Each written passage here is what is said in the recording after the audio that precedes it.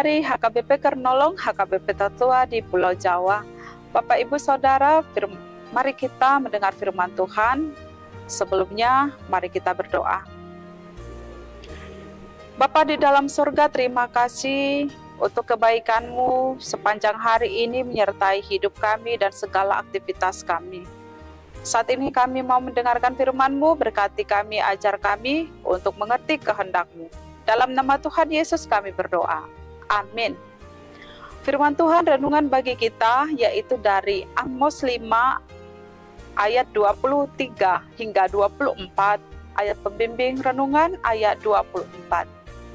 Tetapi biarlah keadilan bergulung-gulung seperti air dan kebenaran seperti sungai yang selalu mengalir. Demikian firman Tuhan. Allah menginginkan keadilan dan kebenaran. Sahabat renungan malam Shalom yang dikasihi Tuhan, keadilan adalah hak yang harus dimiliki oleh semua orang. Bahkan pada sila kelima pada Pancasila berbunyi, keadilan sosial bagi seluruh rakyat Indonesia, yang menekankan pentingnya keadilan. Pada kenyataannya, tidak semua bisa mendapatkan kesempatan yang sama untuk menikmati, merasakan keadilan itu. Terlebih bagi mereka yang berada di kelas bawah. Maksudnya adalah orang-orang yang terpinggirkan atau tidak diperhitungkan. Sebab kini semua hal bisa diputarbalikan jika seseorang memiliki kuasa, memiliki jabatan, hingga uang dapat menutup atau penutup mulut. Demikianlah orang yang berkuasa bertindak kepada orang-orang yang lemah, sehingga orang lemah tidak mendapatkan keadilan.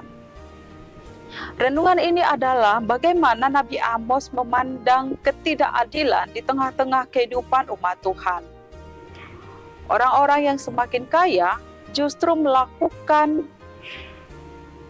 keinginannya, kepuasannya sendiri dengan mengorbankan orang-orang lemah atau orang-orang miskin. Yang tentu saja orang miskin akan semakin miskin.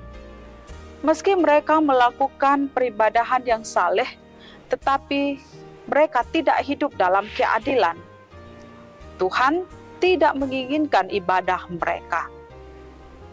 Nabi Amos di sini menyatakan bahwa ketidakadilan dan dosa-dosa sosial akan mendatangkan hukuman dari Allah. Jika umat Tuhan tidak berbalik dari perbuatannya yang salah dan tidak mengupayakan keadilan, maka mereka akan menghadapi bencana dan kehancuran.